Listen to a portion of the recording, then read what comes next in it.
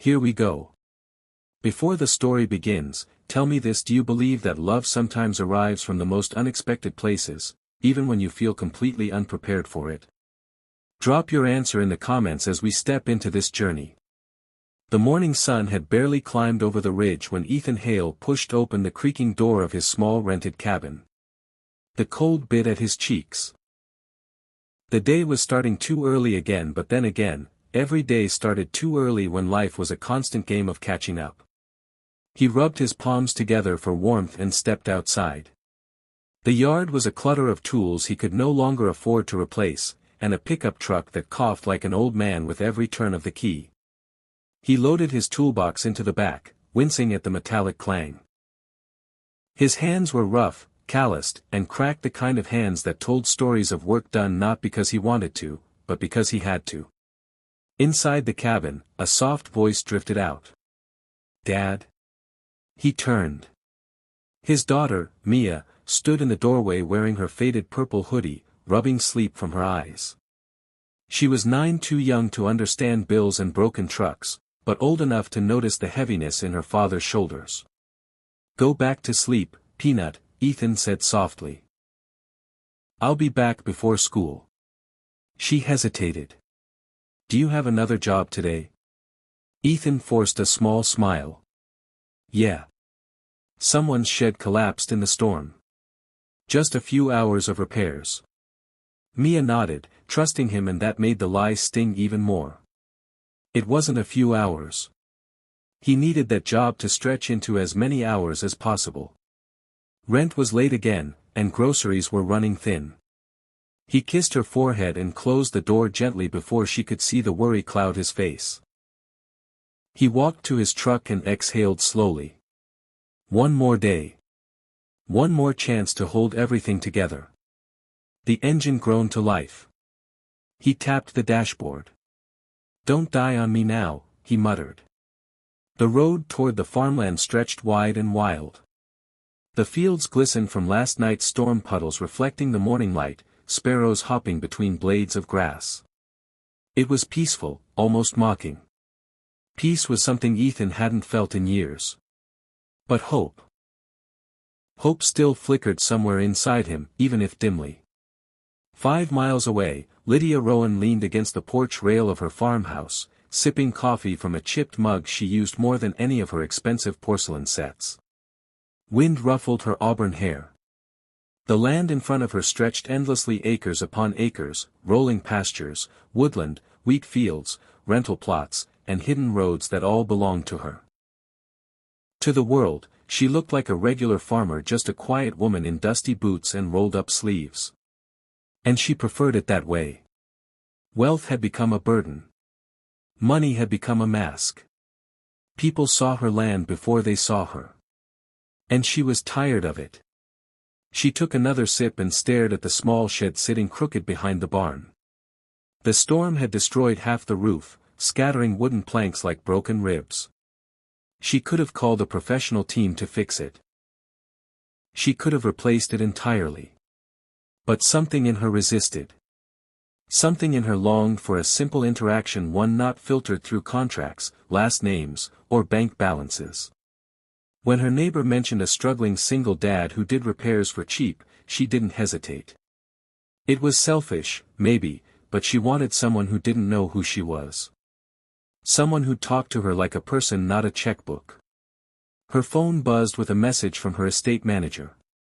Board meeting at 4 p.m. Should I send the helicopter? She ignored it. Instead, she whispered to herself. Just for today, no business. Just be Lydia. Ethan followed the gravel path leading to Lydia's farm.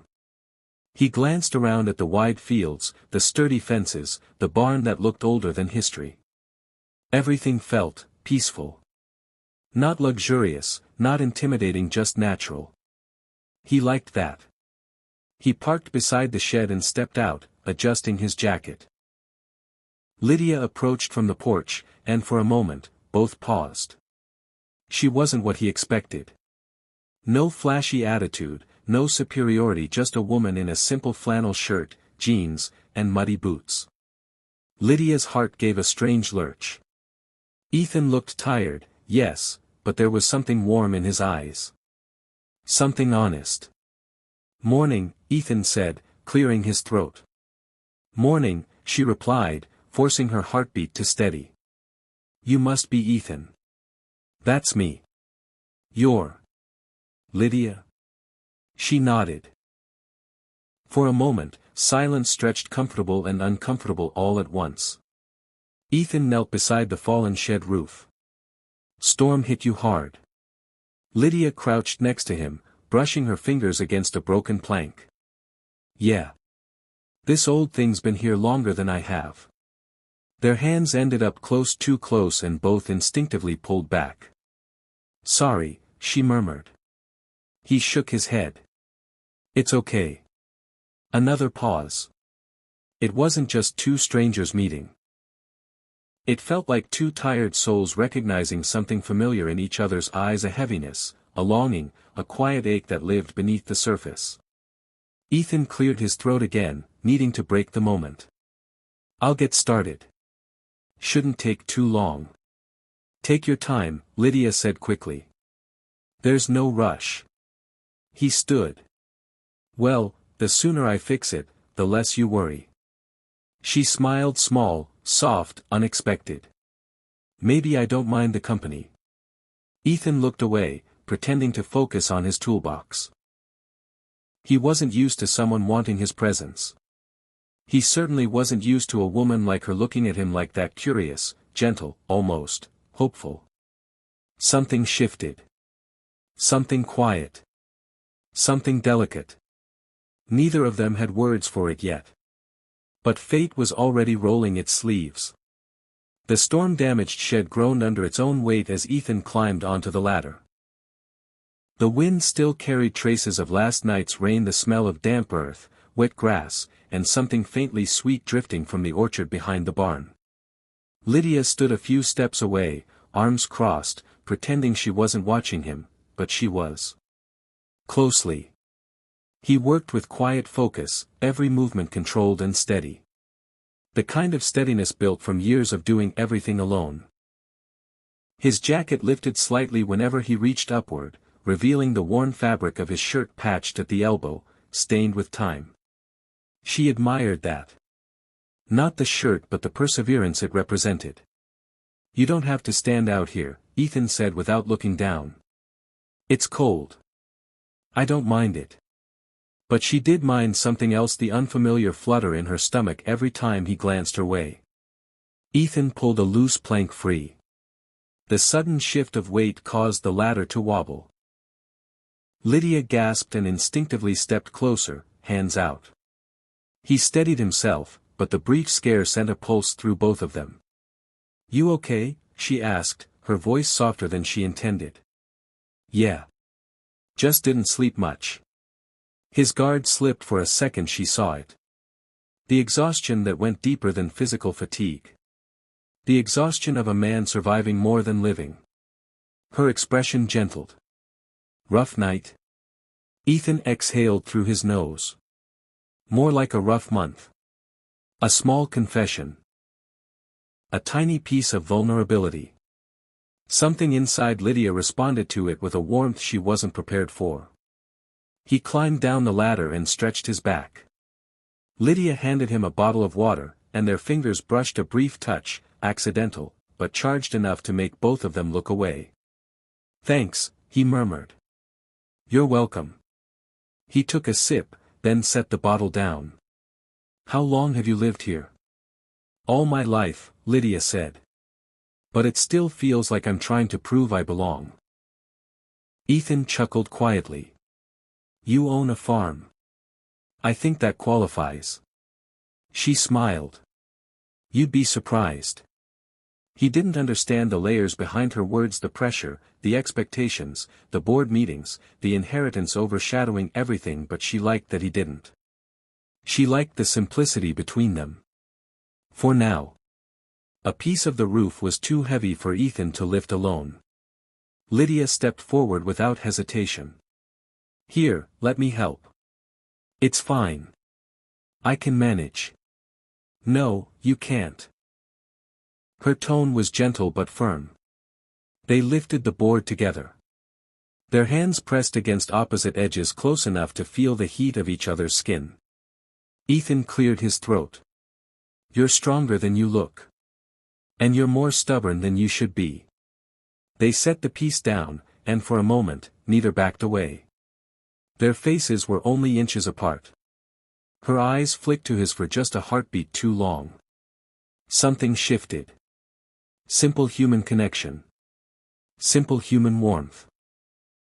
Something neither of them had felt in far too long. Ethan stepped back first, running a hand through his hair. Lydia pretended to adjust a loose sleeve. Silence wrapped around them, warm, not awkward. The kind of silence where something new begins. If you were Lydia, would you tell him the truth about your wealth, or keep it hidden a little longer to see if he likes you for you? Drop your thoughts in the comments, I'm curious what you'd do. Ethan returned to work, focusing on the roof tiles. Lydia moved closer, watching the way he studied every corner before hammering each nail with precision. You're good at this, she said quietly. He shrugged. My dad taught me. Said a man should know how to fix things because life won't always give him someone else to rely on. Do you believe that? He paused, jaw tightening.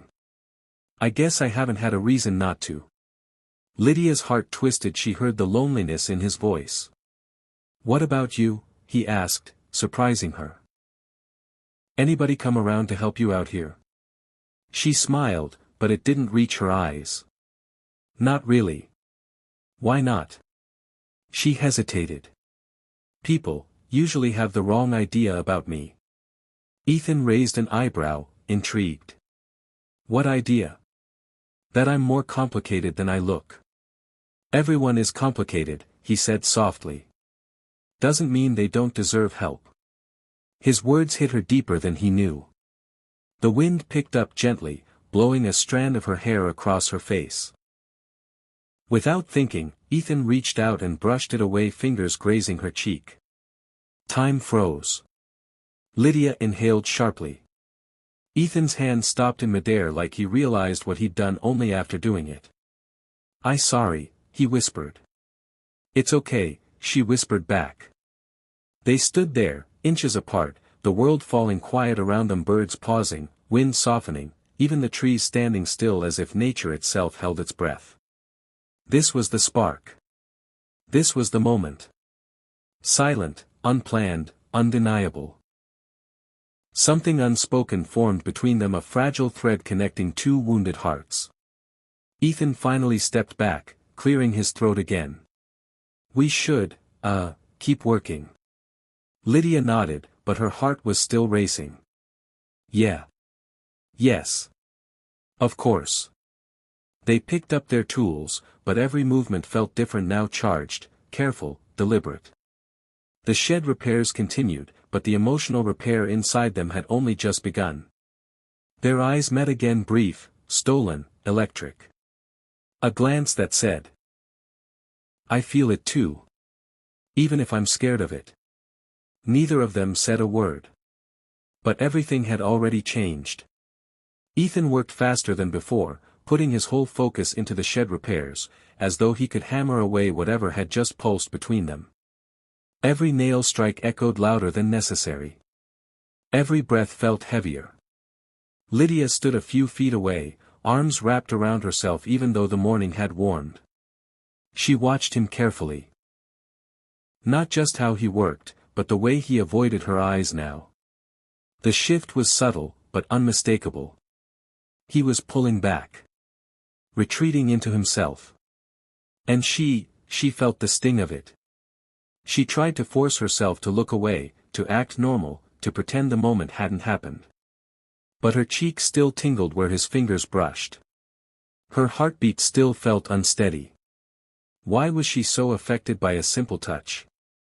Because it wasn't simple. Because she hadn't felt seen like that.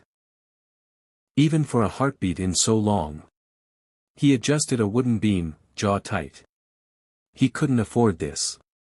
Whatever this was. She was beautiful, that wasn't the problem. She was gentle, that wasn't the problem either. The problem was that Ethan had built walls out of necessity, brick by brick, since the day his ex walked out and left him with a toddler and a stack of bills. He didn't have time for feelings. He didn't have room for disappointment.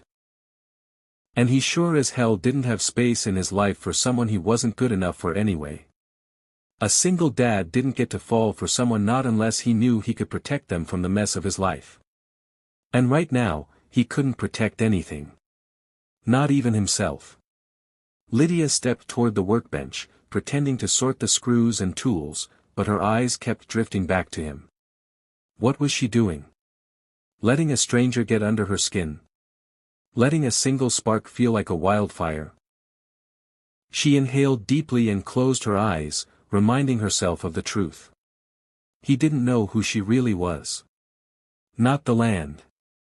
Not the money.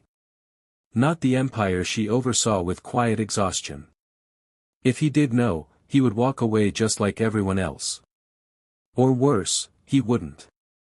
She had learned that people who don't walk away after knowing her wealth often do something much worse. They pretend. They manipulate. They take slowly, piece by piece, until she couldn't trust again. No. Better to keep distance now. Better to stop this before it started. So, Lydia said, trying to sound casual. You'll probably finish by lunchtime, right? Ethan paused mid-hammer. Yeah. Shouldn't take long. His voice was clipped, not rude, but guarded. Lydia hesitated. I mean, if you want to take a break or get water. I'm fine. Just 2 words. But they landed heavily. Lydia's chest tightened. She swallowed. Okay. She took a step back, but she felt it, a subtle wall rising between them.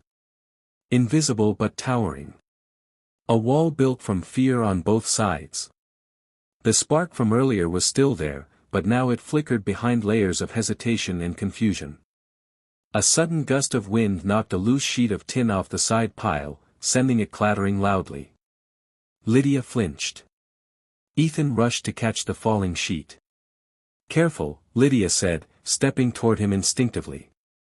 Don't worry, he replied. I've handled worse. But when he set the sheet down, he hissed quietly and shook his hand. Lydia saw it, a small cut near his thumb, already beating with blood. You're hurt. It's nothing. Let me get the first aid kit. Lydia, really? I'm fine. She frowned, stepping closer. You don't have to prove anything. A cut needs cleaning. I said I'm okay. This time the words came sharper than before. Lydia froze. Ethan sighed immediately, running a hand down his face. I didn't mean it like that. I'm just dealing with a lot. You don't have to apologize, she said softly. I know what it's like to feel overwhelmed. He finally looked at her. Really looked. Her eyes were soft, steady, searching.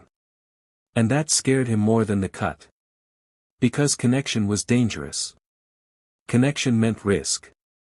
Connection meant someone could walk away again, and he couldn't survive that twice.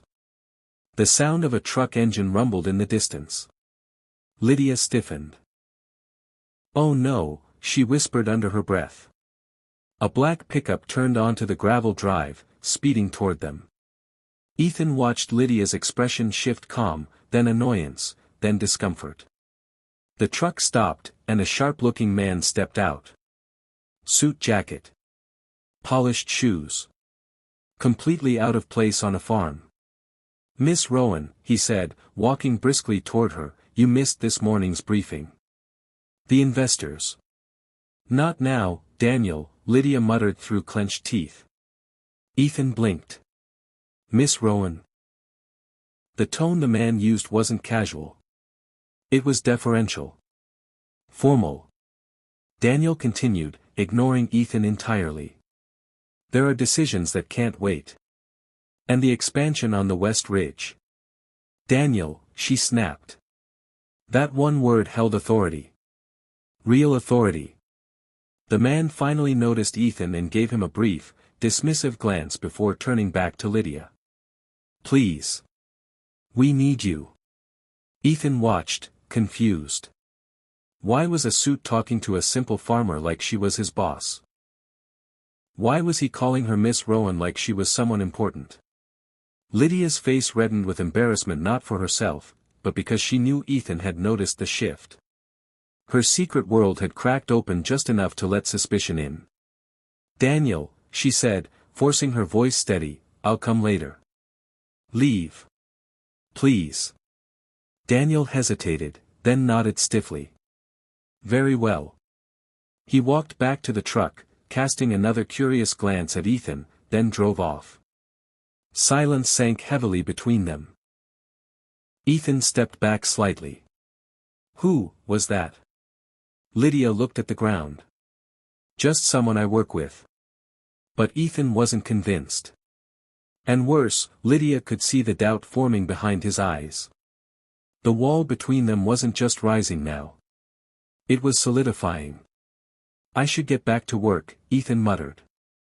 Lydia swallowed hard. Sure. Of course. He climbed the ladder without another word. She stepped back toward the porch, feeling the sting of losing something she never even fully had. Both of them worked in silence, one hammering nails, the other gripping her coffee mug with trembling fingers. Two hearts. Two fears. Two walls rising faster than either wanted.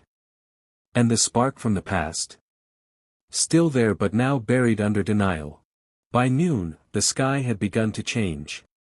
What started as a calm, breezy day was slowly shifting into something darker. The wind carried a warning, rattling the leaves, lifting dust, pushing the clouds into heavy gray clusters. Ethan glanced upward while tightening a beam. Storm's coming. Lydia stood at the base of the ladder, worry crossing her face. Another one? Already? Looks like it. I can finish the roof, but after that, he trailed off. You should stay until it passes, Lydia said quickly, too quickly. The roads get nasty out here when it rains. He hesitated. I don't want to be a burden. You're not, she said softer this time.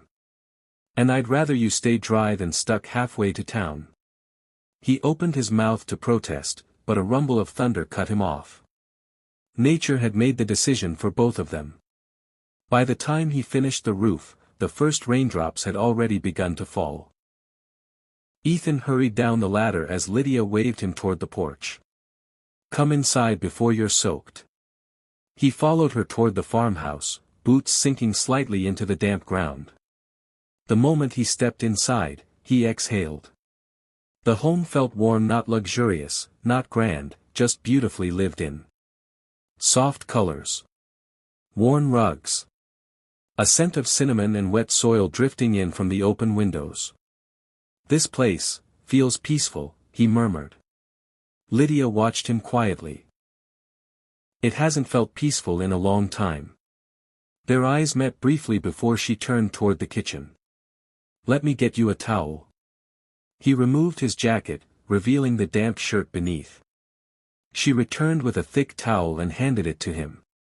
When his fingers brushed hers, something flickered again, that quiet electricity they kept trying to ignore. He dried his hair, then his hands.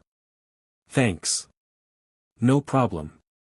The storm thickened outside, heavy rain, loud wind, branches brushing against the siding. Ethan's truck was barely visible through the sheets of water. You're stuck for now, Lydia said, almost apologetic. He nodded. Looks like it. But the truth?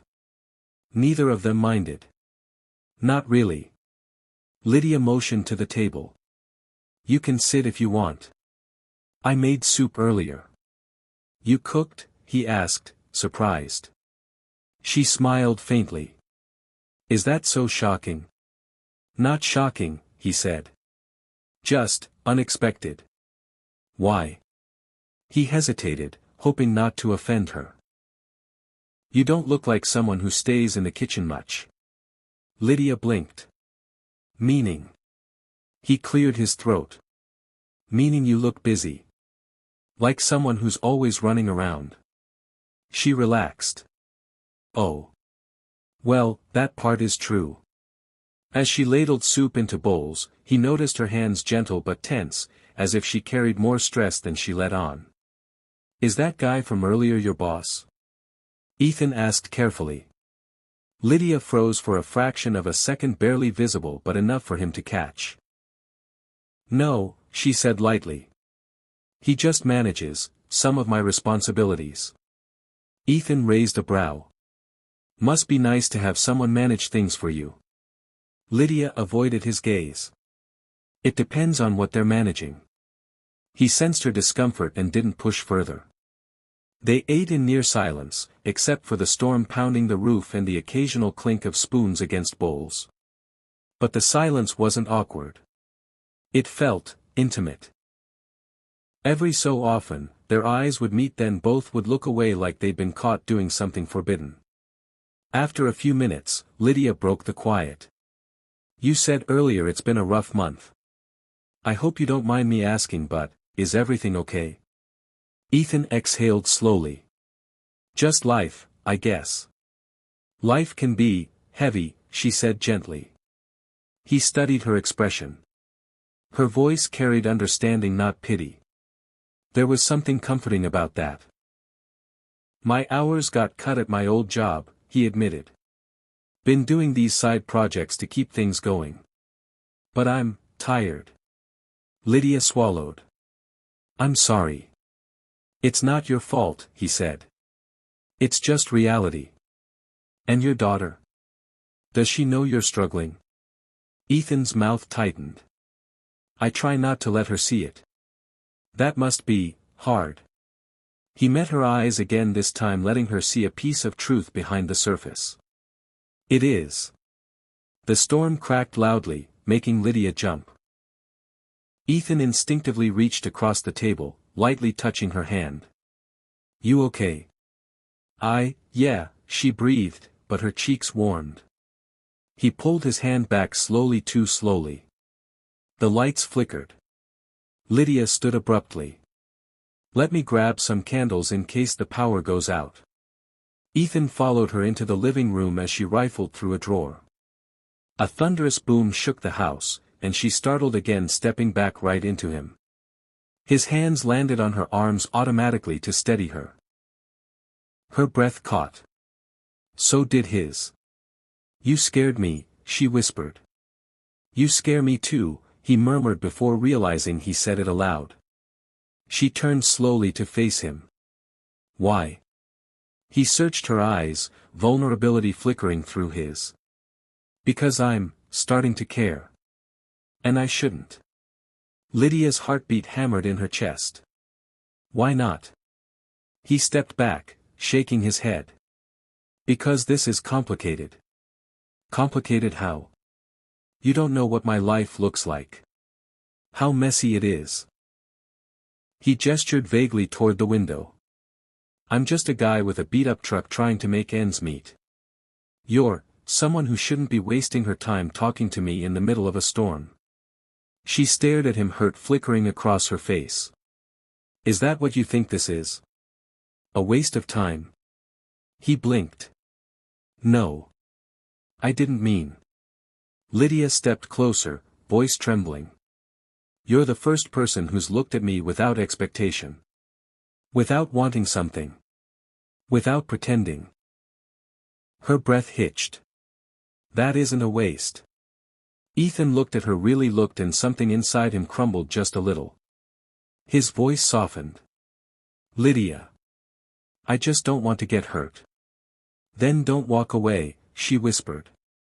But he stepped back again, walls rising.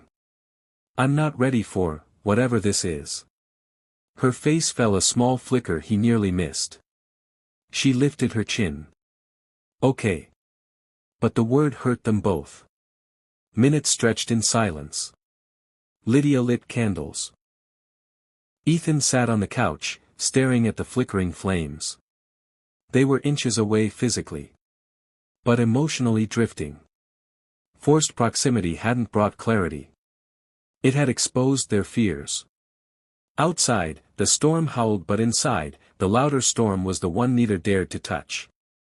For now. The storm had settled into a steady rhythm by mid-afternoon, not violent anymore, but constant, the kind of rain meant to trap thoughts inside people who didn't want to face them. The candles flickered softly, casting warm, golden light across Lydia's living room. She stood beside the window, watching raindrops race down the glass like they were racing her heartbeat. Ethan sat on the couch across the room, elbows on his knees, staring at the floor. The silence between them wasn't empty. It was full, overflowing with what they hadn't said. Finally, Lydia exhaled and broke it. "Do you want to talk about it?" she asked quietly. Ethan didn't lift his head. "About what?" "Whatever made you step back earlier." He dragged a hand through his hair. "I just don't want to give the wrong impression." "The wrong impression of what?" Lydia asked. "That I'm looking for something." She looked at him sharply. "Are you?" "No," he said firmly. "Not because I don't want to, but because I don't trust myself right now." There was a raw honesty in his voice, something he hadn't allowed earlier. Lydia walked closer, slowly, as though approaching a wild animal she feared might run. She sat across from him, folding her hands. "You can trust me," she said softly. Ethan gave a humorless laugh. "You say that like it's easy. It's not. Trust never is." Their eyes met hers, steady, his conflicted. The moment stretched. Then Ethan finally spoke. "You want to know the truth?" Lydia nodded, bracing herself. "I was married once," he began. "Not for long. 2 years, maybe. She left right after Mia turned 3. Lydia blinked, heart tightening. "Left, how?" Left, he said. "Said she wasn't cut out for the whole family thing. She packed her things while I was at work and walked out before dinner." Lydia covered her mouth, eyes softening. "Ethan. I'm so sorry." He shrugged, but the shrug was brittle. "I spent months blaming myself. Wondering if I wasn't enough. Or if I was too much. Or if love just wasn't meant for people like me." Lydia leaned forward, voice gentle. "You didn't deserve that." He stared into the flickering candlelight, as if it could erase the past. "I couldn't fall apart. I had Mia. Kids don't wait for you to heal." Lydia's throat tightened. She could picture the scene, a man holding pieces of a life shattered by someone else's choices, trying to stitch them back together while carrying a toddler on his hip. "You're stronger than you think," she whispered. "Or maybe I had no choice," he replied. For a moment, Lydia couldn't speak. She felt something shift inside her, a deeper understanding of the quiet strength he walked with, the weight hiding behind his tired eyes. Then Ethan lifted his gaze. "Your turn." "My turn?" Lydia repeated, startled. "Yeah. I told you mine." Her stomach twisted. "Ethan, some things are harder to explain." "Lydia," he said gently, "I'm not asking for everything. Just something real." Real. The one thing she'd spent years hiding. She swallowed. "You saw Daniel earlier." "Yeah," he said slowly. "Hard guy to ignore." "He's not my boss." She hesitated. "He works for me." Ethan stared. "Works for you, how?" Lydia inhaled deeply. The truth felt heavy on her tongue. "My parents built this farm. And the 5 farms around it. And the crop fields on the other side of the ridge." Her voice grew quieter. "And when they passed, everything was left to me." Ethan didn't blink. He didn't breathe. "Everything?" She nodded. "Over 3,000 acres. The silence that followed wasn't warm this time. It was cold, sharp, uncertain. Ethan leaned back slowly, processing. 3,000 acres. Yes. He let out a breath that sounded almost like disbelief.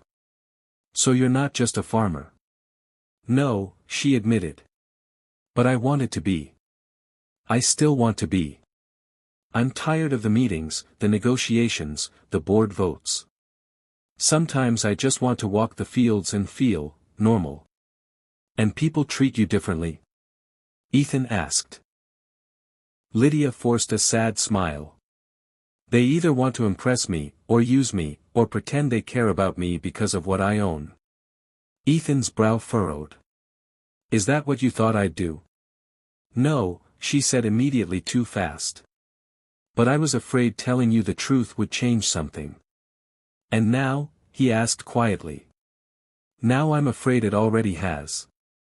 Ethan stood up abruptly and walked to the window, hands braced against the sill. The rain blurred the world outside.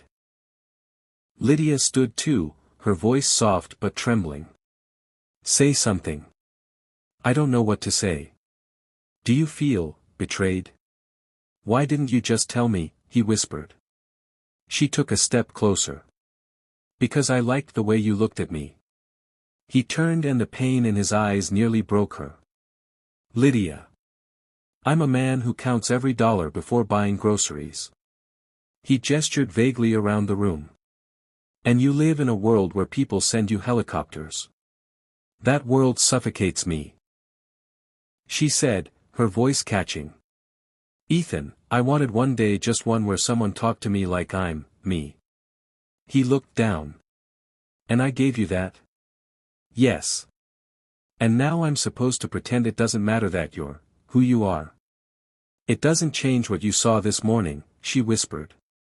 Or how you talked to me. Or how you touched me. Maybe not, he said softly. But it changes what comes next. Those words landed with the weight of a falling tree.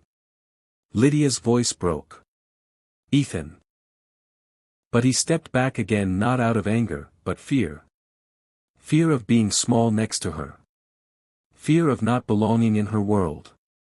Fear that whatever spark existed wasn't real for her, just novelty. Maybe we should, Ethan began. She shook her head. Don't say it. He swallowed hard. Give each other space. Her heart dropped. Neither wanted to walk away. Neither wanted to lose the fragile connection forming between them. But their wounds had collided too suddenly, his fear of not being enough crashing into her fear of never being seen. They stood inches apart. Close enough to touch. Far enough to hurt. The storm outside softened, but the storm inside both of them was just beginning. For a long moment after Ethan said they needed space, neither of them moved. Lydia's chest tightened as though the storm outside had somehow slipped inside her ribs. Ethan kept staring at the floor, his hands curled into fists he didn't notice were trembling. Finally, Lydia whispered, "Space doesn't mean you have to leave right now." He looked up, startled by the softness in her voice. "The storm hasn't passed yet," she said. "Just stay until it's safe. We don't have to talk. We don't have to do anything." Ethan hesitated, but then he nodded once, tiredly. "Okay." They sat in the living room with a careful distance between them, neither sure how to bridge the gap or whether they even should. The storm outside mellowed into a gentle drizzle, the sound tapping rhythmically against the window frames. After several minutes of silence, Lydia cleared her throat. "You know, when I was 14, I hated this house." Ethan blinked. "Why?" "Because it felt too big," she said. "Too quiet. My parents worked constantly. They were always traveling or managing something important. I grew up with nannies and tutors and a schedule that belonged more to a CEO than a kid." He frowned, surprised. "You seemed close to the land." "I am," she said. "But the land wasn't always home. Not then. Back then it felt like an inheritance waiting to swallow me whole." He turned slightly to face her. "But after they died," she continued softly, "the quiet made sense. The emptiness made sense. The house wasn't lonely anymore. It was grieving with me. Ethan's chest tightened. Lydia. She shook her head gently, eyes glistening but steady. I'm not telling you this to make you feel sorry for me. I haven't said it out loud in a long time. He nodded slowly. Thank you for trusting me with it. Her lips curved at the edges, not a smile, but the beginning of one. And for what it's worth, Ethan added, a house doesn't feel too big when you have a kid running around it. Lydia chuckled lightly. Maybe one day you'll bring Mia to visit. I've got a field of wildflowers out back she'd love. Ethan's jaw softened. She's obsessed with flowers. Draws them more than anything. Lydia's smile grew. Then she and I might get along. Their eyes met gently, tentatively, and the distance between them shrank just a little. As the rain continued its soft percussion outside, Lydia got up and walked to the kitchen. Do you like tea? Tea sounds good, Ethan replied. She boiled water, her movements slow, unhurried, almost meditative. Ethan watched her from the couch, noticing little details he hadn't before: the way she tucked her hair behind her ear when she concentrated, the way she held the mug with both hands, as if anchoring herself. She brought him a steaming cup. Careful, she said. It's hot. Their fingers brushed soft, warm, lingering half a second longer than necessary. He didn't pull away this time. Thank you, he murmured. You're welcome. They sipped their tea in silence, but it wasn't the painful silence from earlier. It was softer, warmer, the kind of quiet shared by two people learning the weight of each other's presence. After a few minutes, Ethan said quietly, I had a rough childhood too. Lydia looked up, not pushing, just listening. My mom worked night shifts. Dad wasn't around much. Money was always tight. He exhaled through his nose. I guess that's why I panic when anything threatens the little stability I have. Lydia leaned in slightly. Everyone panics when they feel like they might lose something important. He met her gaze, a question lingering in the air. Is that what this is to you? Something important? The room held its breath. Lydia didn't look away. I think it could be. Ethan's breath caught a quiet, shaken inhale. How do you know after just one day? He asked softly. Because I've met people all my life who made me feel invisible, she said. And today? I didn't. He didn't speak. He didn't move. He just looked at her like she'd knocked the wind out of him. And maybe she had. Lydia stood and walked toward the bookshelf, pulling out an old photo album. She hesitated before handing it to him. You don't have to look, she said. But I want to show you something. Ethan opened it slowly. The first picture was a little girl, messy hair, missing teeth, holding a bucket of baby chicks with pure joy plastered across her face. That's you? He asked. Lydia nodded, cheeks warming. I was obsessed with chickens. He chuckled, flipping to the next page. You were adorable. Were? She teased. He froze, then laughed softly. Sorry. Her blush deepened. The atmosphere shifted. Softer. Safer. He turned another page and stopped at a picture of Lydia at 16 smiling, surrounded by people in suits during a formal dinner. You look different here, Ethan said.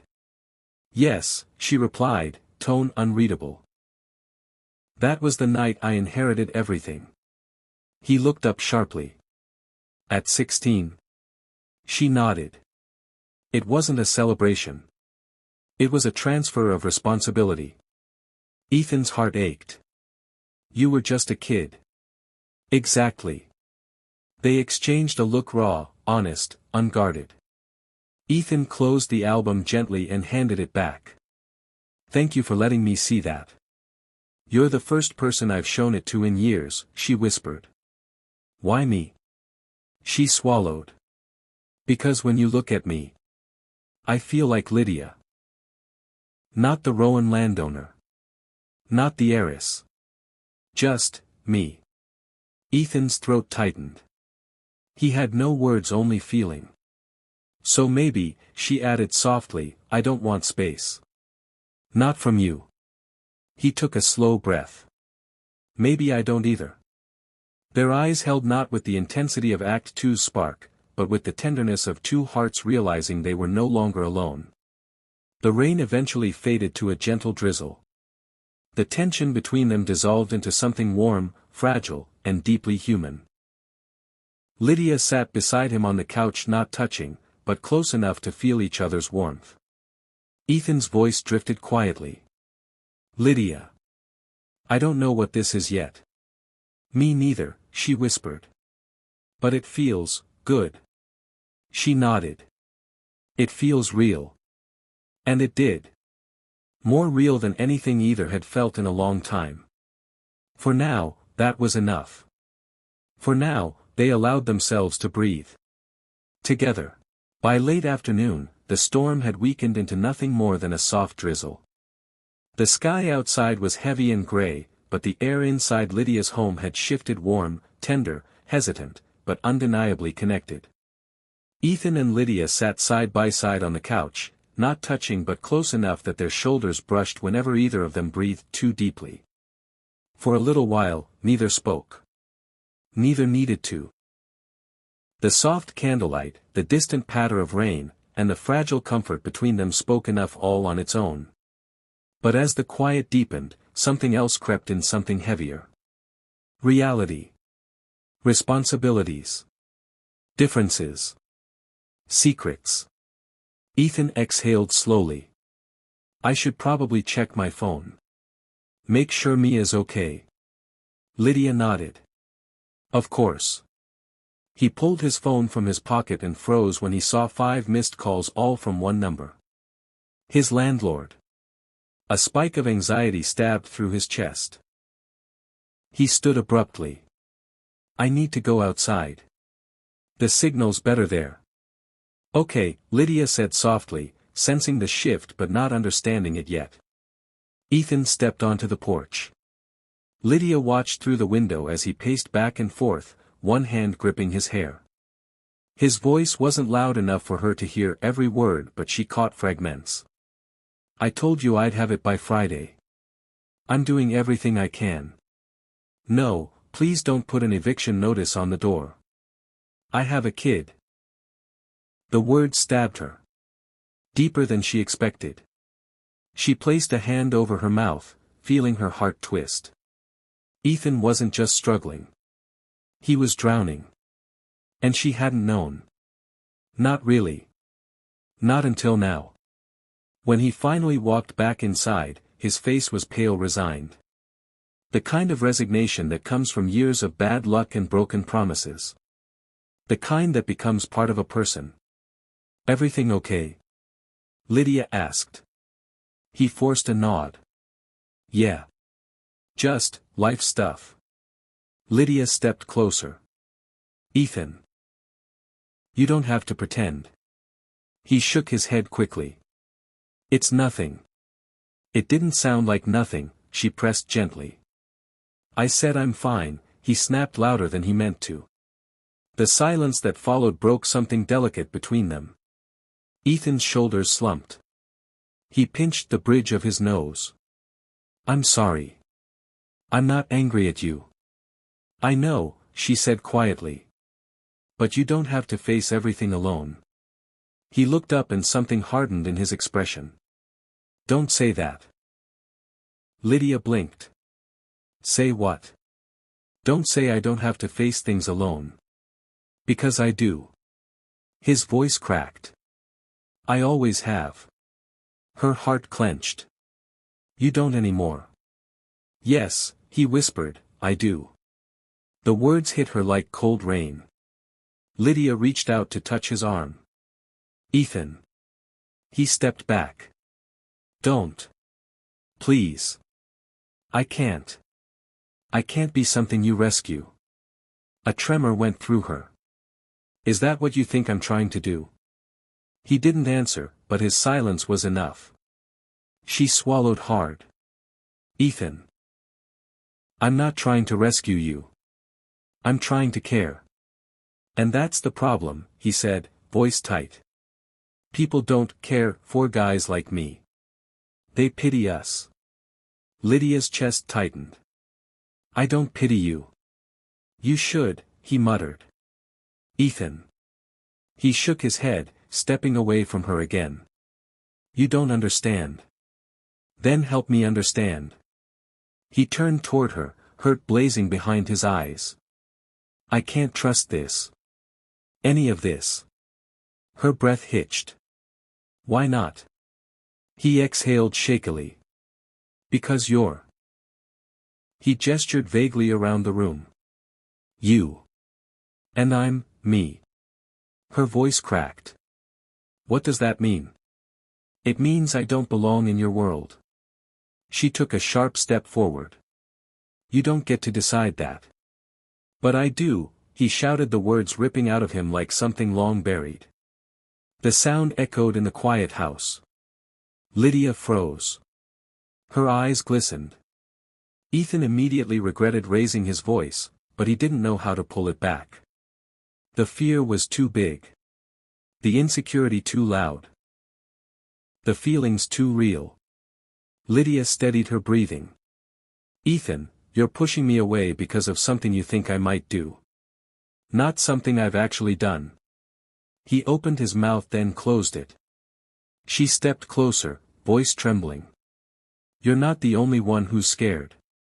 Ethan's expression softened for a heartbeat then hardened again. You hid who you were. And you pushed me away before I could tell you, she snapped, the first hint of fire in her voice. Ethan blinked, stunned.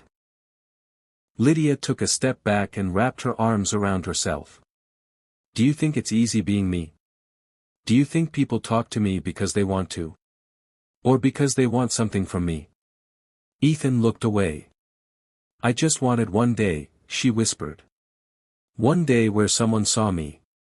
I did see you, he said quietly. Did you? She whispered back. Or did you see what you wanted me to be? Her words landed like stones thrown at glass, sharp, shattering. Ethan clenched his jaw. This was a mistake. Lydia's breath faltered. Don't say that. I can't, he swallowed hard. I can't do this. She stepped toward him one last time, desperate but controlled. Ethan, please don't walk away. But he shook his head, eyes glossy with pain. I need to go. Not like this, she begged. He hesitated at the doorway, trembling, torn, guilty, afraid. I'm sorry, he whispered, the words barely audible. Then he stepped outside into the thinning rain. The door closed softly behind him. Softly, yet somehow louder than thunder. Lydia stood in the middle of her living room, hands shaking, breath trembling, heart breaking in slow motion. The shed was fixed. The storm was gone. But both of them had shattered. And neither knew how to pick up the pieces yet. The rain had faded into a mist by the time Ethan reached his truck. But his vision wasn't clear, everything looked blurred, watery, distorted. He wiped at his eyes angrily, refusing to admit the truth. He wasn't crying because of Lydia. Not exactly. He was crying because of everything. Everything he'd been carrying. Everything he'd been hiding. Everything he was terrified to lose even before he had it. His chest ached as he pulled open the truck door and sat behind the wheel. He didn't turn on the engine. He didn't even reach for the keys. He just sat there. Hands gripping the steering wheel. Forehead resting against his arm. Breathing uneven. Heart splitting in too many directions. I can't do this, he whispered. But he didn't know which part he meant, the poverty, the loneliness, the fear of being judged, the fear of being cared for, or the fear of losing Lydia before even letting himself hope. He replayed the scene in his mind, the moment he'd yelled, the moment he'd seen the hurt flash across her face, the way she'd whispered "don't say that" like it physically wounded her. He'd broken something. He knew it. He felt it. His voice cracked. "Why do I ruin things?" He imagined Mia's face. What would she think of him pushing away someone kind? Someone gentle? Someone who looked at him like he mattered? He leaned back, staring at the ceiling of the truck. Maybe he didn't deserve someone like Lydia. Maybe he did. He couldn't tell anymore. All he knew was this. He missed her. He missed her even though she was only a few hundred feet away. He missed the way she listened. The way she softened when he talked about Mia. The way she looked at him like he wasn't a burden. He blew out a shaky breath. This wasn't about her wealth. It was about his fear. Fear of disappointing her. Fear of not fitting into her world. Fear of her changing her mind once she saw the mess behind his quiet strength. He closed his eyes. God, what am I doing? Inside the farmhouse, Lydia stood exactly where Ethan had left her, rooted in the center of the living room, as if moving would cause something inside her to shatter completely. She wrapped her arms around herself, trying to steady her breathing. She'd been abandoned before. Not in the traditional sense, no romantic heartbreak, no dramatic betrayal. But abandonment could take many shapes. People had abandoned her humanity. Her identity. Her realness. People always wanted something: land access, business connections, a favor, a deal, a piece of her inheritance. No one wanted her. Except Ethan. Until he didn't. Fresh tears filled her eyes. She sank onto the couch, pressing trembling fingers to her lips. His words echoed painfully. She wasn't angry at him. She was scared too. Just like him. Lydia closed the door softly and leaned her forehead against it, gathering courage she didn't know she had. She had spent years being strong alone. But strength wasn't what she needed right now. Truth was. Maybe love starts when someone finally decides not to run from the truth. She turned, inhaled deeply, and whispered. I'm not losing him. Not without trying. Back in the truck, Ethan finally lifted his head. His eyes were red, his jaw tense, but something new flickered behind his expression. Resolve. Or desperation. Maybe both. He whispered, go talk to her. Fear snapped back immediately. His hands tightened on the steering wheel. What if she doesn't want me to? What if I've already hurt her too much? What if she realizes I'm not enough? But then he remembered the way she had said. I don't want space. Not from you. Something inside him softened, not fully, but enough to move. He took a deep breath. Opened the truck door. Stepped out onto the wet gravel. Every step toward her porch felt heavy, like wading through the mud of his own regrets, but he kept walking. He had pushed people away his whole life out of fear of losing them. But Lydia? He didn't want to lose her.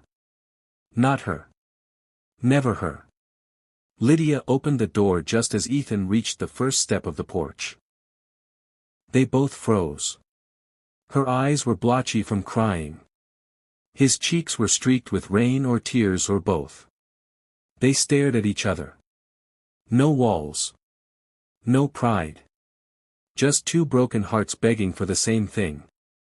A chance. Lydia spoke first softly, almost afraid. Ethan, don't go. He swallowed. I wasn't going to. I shouldn't have said what I said.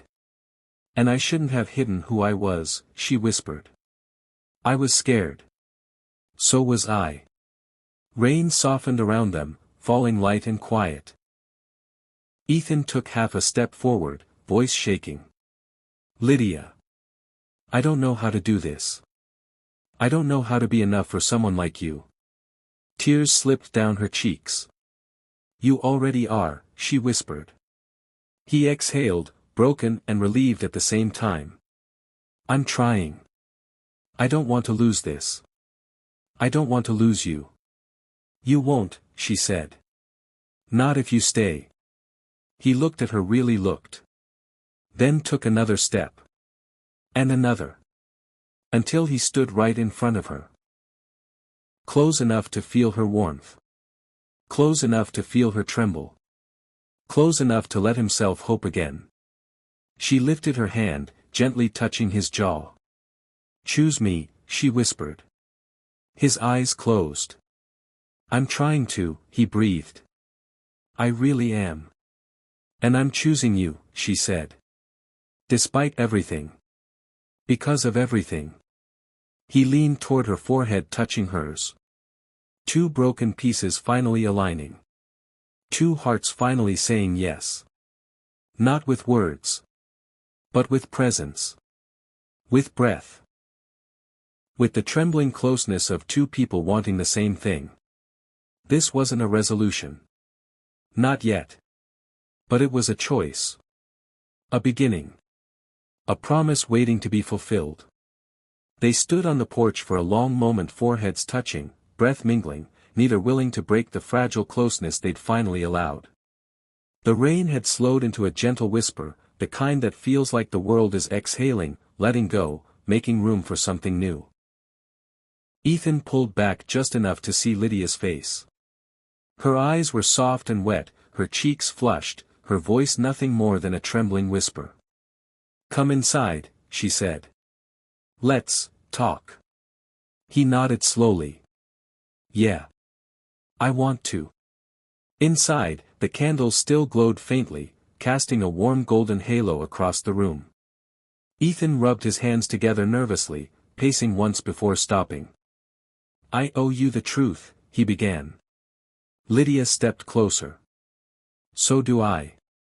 He took a shaky breath. My fear wasn't about your land, or your money. He met her eyes. It was about me. Lydia blinked. You. I've lived my whole life trying not to be a burden. Trying not to need too much. Trying not to disappoint anyone. His voice cracked. And today, when I started to care about you, that scared me more than anything.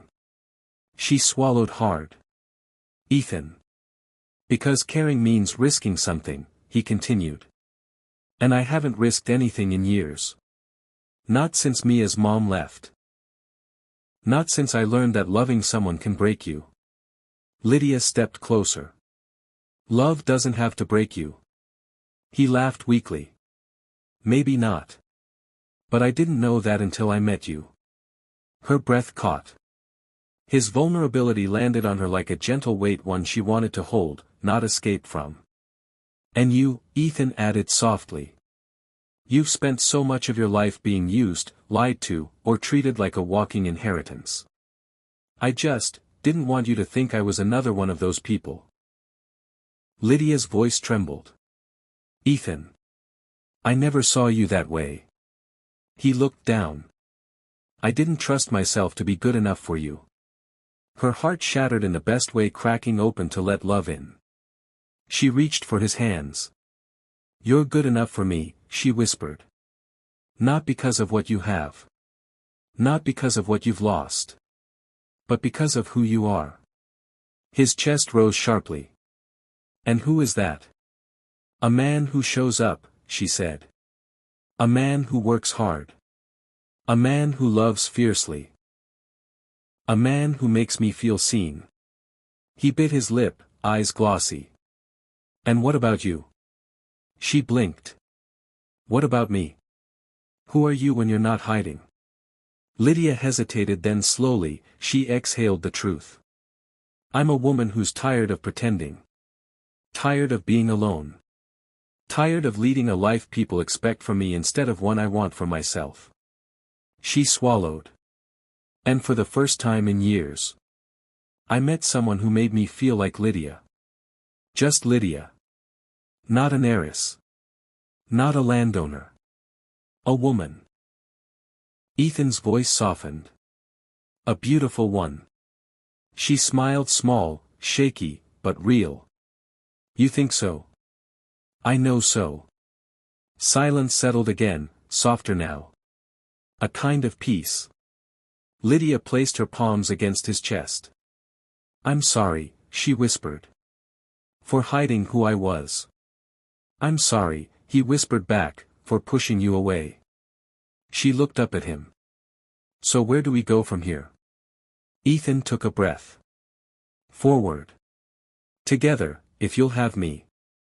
Lydia's lips parted in surprise. "You're sure?" He nodded.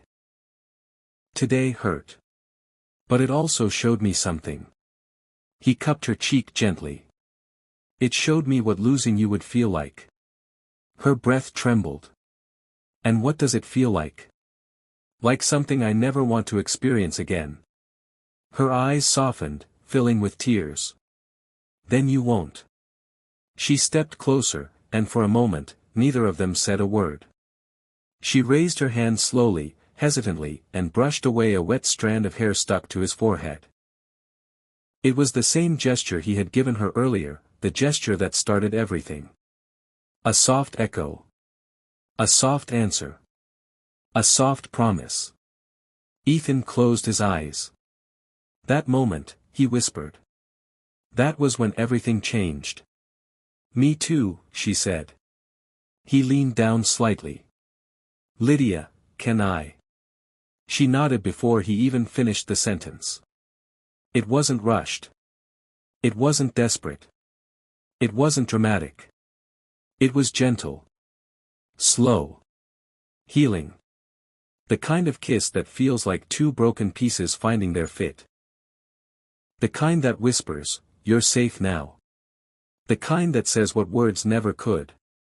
When they finally pulled apart, Lydia rested her forehead against his. "You know," she murmured, "I don't care if you live in a tiny cabin or a mansion.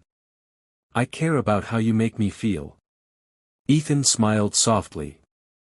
"And you make me feel like I can breathe again." Hours later, the skies cleared. The world smelled like wet earth and fresh hope. Ethan walked her to the porch steps, fingers intertwined with hers. "So," Lydia teased, "does this mean you'll come back tomorrow?" He raised an eyebrow. "Are there more sheds that, mysteriously, need fixing?" She laughed a real laugh, bright and warm.